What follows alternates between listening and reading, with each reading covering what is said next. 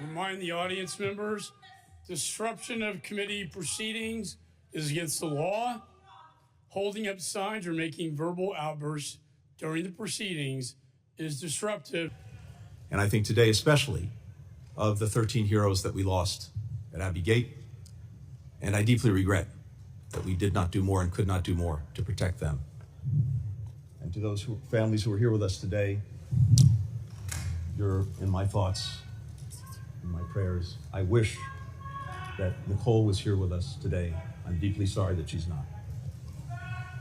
Other partners who did so much to support the people of Afghanistan over those 2 decades. You scum! The blood of your victims was... Committee will come to order. We will never let you... Committee will suspend while the Capitol Police restore order. Fucking slide! Committee will come to order. I firmly believe the President's decision to withdraw from Afghanistan was the right one. American troops are no longer fighting and dying in Afghanistan.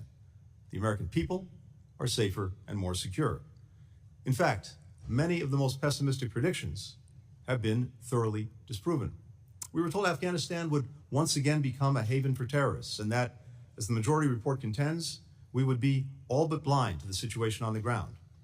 In fact, Al-Qaeda, the group that attacked us on 9/11, has not regrouped in Afghanistan. Let me just say, with the fall of Afghanistan, we were told hundreds of Americans and Afghan partners would be left behind. Yet today, every U.S. citizen who told us that they wanted to leave during the evacuation has now had the opportunity to do so.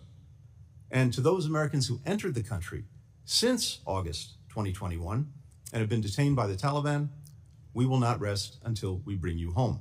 Let me ask you this. When President Biden announced his unconditional surrender to the Taliban on April the 14th, 2021, you demanded that Embassy Kabul remain open, no matter what the cost. Your personnel opposed that. In fact, they did so in a cabled dissent that we were able to get from you in our discovery process, a cry for help. The chairman of the Joint Chiefs to the CENTCOM commander, Millie McKenzie, said this was a fundamental mistake, a fatal flaw, and their biggest regret is keeping the embassy open despite the advice of your own people on the ground and military advisors. Why did you do that?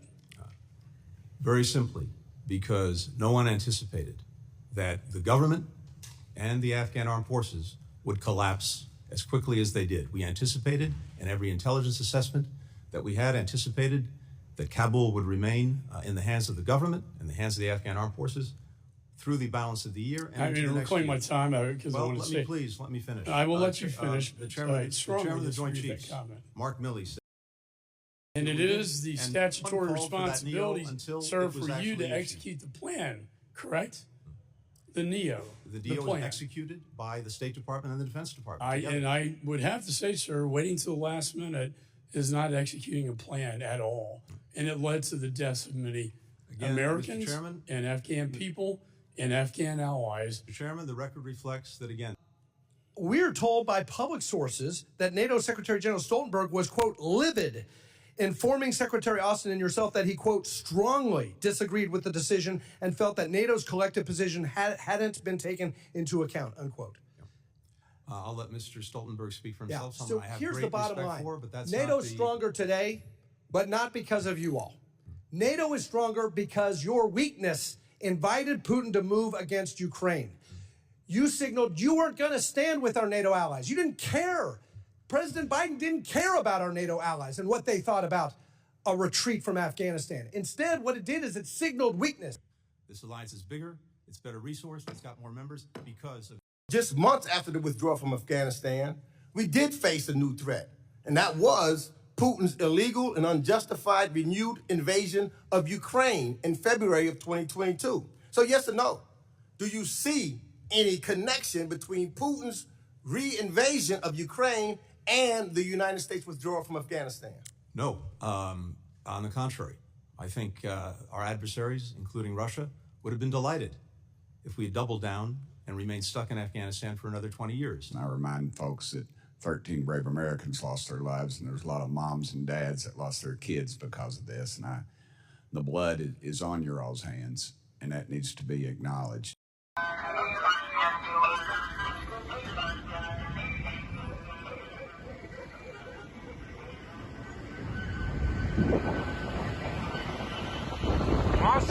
We gave them every chance to determine their own future. What we could not provide them was the will to fight for that future.